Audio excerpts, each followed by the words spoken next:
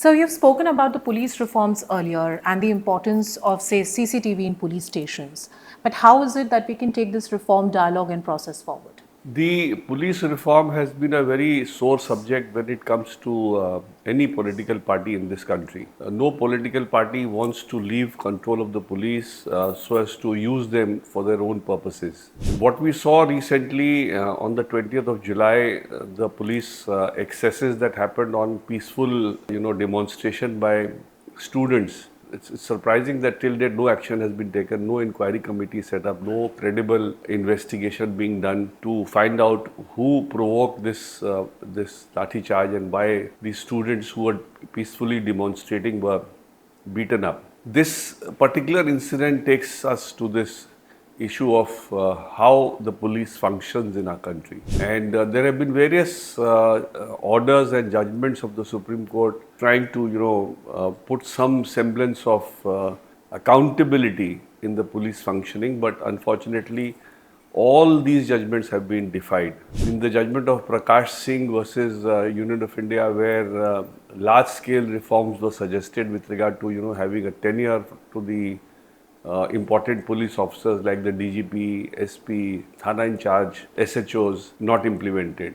People are being transferred, ad hoc in spite of there being a judgment which requires that there should be security of tenure and only on very limited grounds, departmental inquiry or the like, that somebody can be transferred. Now that is a very, very, I would say, brute power which is being used contrary to the judgment of the Supreme Court. The instant case in which the Delhi Police Commissioner was removed overnight only for the new Police Commissioner to pick up Mr. Vanchu the next day and then do the lathi charge the day after is a classic example of misuse of that, I would say, defying the judgment of the Supreme Court. The other reform which the Supreme Court has suggested is having CCTV cameras in the police stations, and every person who visits the police station, his entry, etc., and his questioning, everything should be under the CCTV camera footage. We see day in, day out where people are, browbeaten or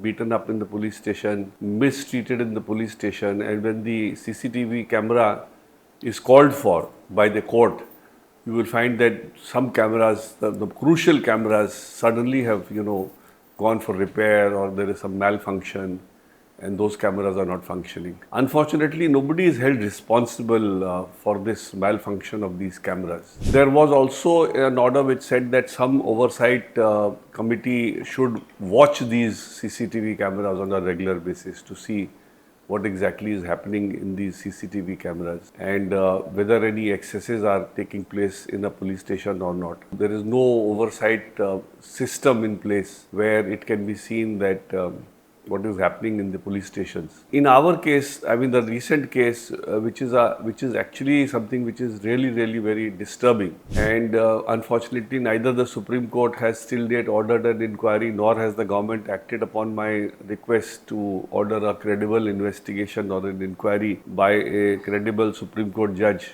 into the incident which happened at Delhi, raises a very, very serious concern. The police which is meant to be protecting us, the police which is supposed to ensure that we are free and we are safe and secure, suddenly resorts to lathi charge. And nobody is being held responsible. If the entire mob which they claim to have, turned violent, these were all protesters who were all frisked before they went inside. So obviously they were all unarmed. An unarmed child who's protesting, how could he suddenly turn violent and provoke a lathi charge of the kind that was done in this case, where you see pellet guns have been used, spikes on lathis have been used, and children have been very badly beaten. Now, if this is what we had fought for in our independence, that the police will behave with our citizens like this, then there is something very, very fundamentally wrong with the functioning of the police. And that is why in my last video, I had also said that the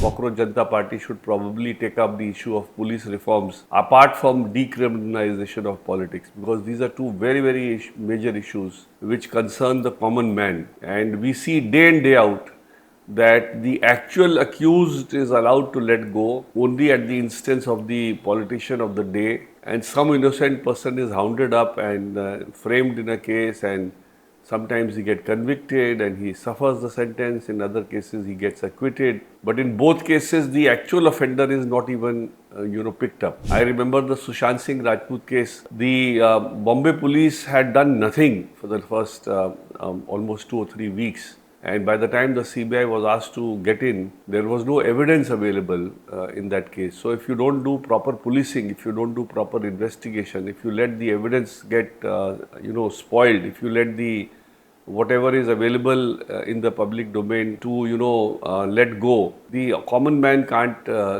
do an investigation because they don't have either the legal authority to do it, nor even if they engage a detective agency can they come to the truth. So it's a very, very difficult situation as far as a common man is concerned, and I think this is something which we really need to look at. We see the plight of women when they go to the police station, and the requirement of having audio-visual recording of the witnesses or of the complainants should be made mandatory in every case. And when a woman is being, when she goes to make a complaint, then there has to be a woman officer who should take her complaint. And the atmosphere in the police station should be conducive. But unfortunately, none of this is happening so far, and that is something which is a matter of grave concern to every citizen of this country.